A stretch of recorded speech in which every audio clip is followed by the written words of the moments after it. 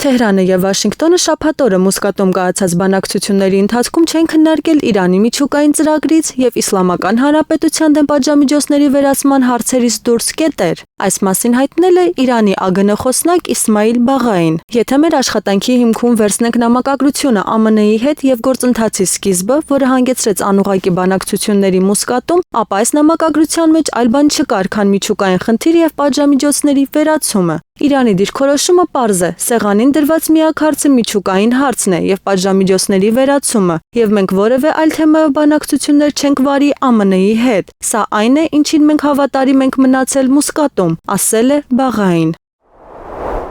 Վրաստանի վարչապետ Իրակլի Կոբախիձեն Անտալիայի դիվանագիտական ֆորումի շրջանակում հանդիպել է Թուրքիայի նախագահ Ռեջեփ Թայիփ Էրդողանի հետ, ի թիվս այլնի քննարկելով իրավիճակը Հարավային Կովկասում։ Կողմերն ընդգծել են խաղաղության եւ կայունության առանցնակի կարեւորությունը։ Կոբախիձեն հաստատել է Վրաստանի պատրաստակամությունը նպաստելու երկխոսությանը Հայաստանի եւ Ադրբեջանի միջև, որը կապահովի վստահության վերականգնումը եւ կայուն խաղաղությունը տարածաշրջանում։ Հանդիպմանը քննարկվել է նաեւ Վրաստան-Թուրքիա-Ադրբեջան եռակողմ ձևաչափի կարեւորությունը։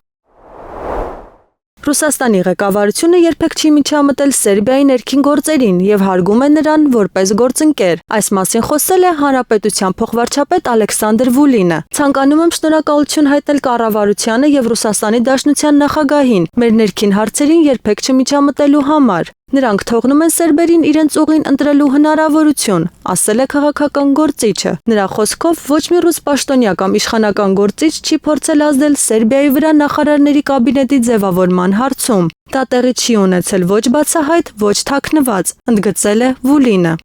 Ապրիլի 12-ին Սերբիայի փոխվարչապետն ասել է, որ Եմեն իր երկիրը դիտարկում է որպես իր գաղութը։ Նա այսպես է մեկնաբանել ընդլայնման հարցերով տարածաշրջանային կոմիսար Մարտա Կոսի կոչը Ալեքսանդր Վուլինին չընդգրկել հանրապետության նոր կառավարության կազմում։ Ինչպես նշել է քաղաքական գործիչը, ԵՄ ներկայացուցիչն իր լիազորությունները շփոթել է օկուպացիոն համակարգողի գործառույթների հետ։ Նա հավելել է, որ Սերբիան մտադիր չէ լսել դրսից եկած որևէ հրաման։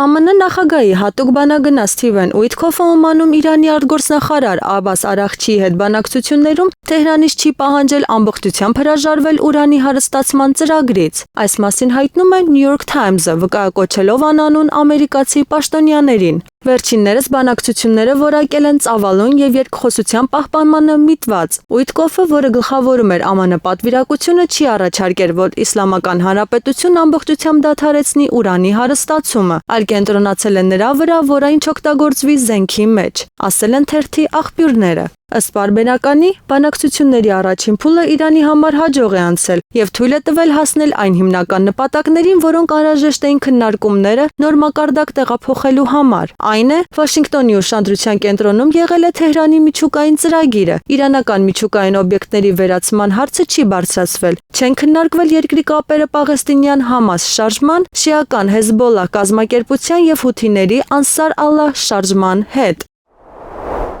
ԱՄՆ-ն պատրաստվում է միգրանտների ռեկորդային արտաքսման։ Թրամփի վարչակազմը մտադիր է մեկ տարվա ընթացքում 1 միլիոն միգրանտի վտարել ԱՄՆ-ից, հայտնում է Washington Post-ը, հղում անելով աղբյուրներին։ Աղբյուրի տվյալներով պլանի իրականացման դեպքում դա կլինի պատմության մեջ ամենախոշոր արտաքսումը եւ կգերազանցի Օբամայի ժամանակաշրջանի ցուցանիշը՝ տարեկան մոտ 400,000 մարդ։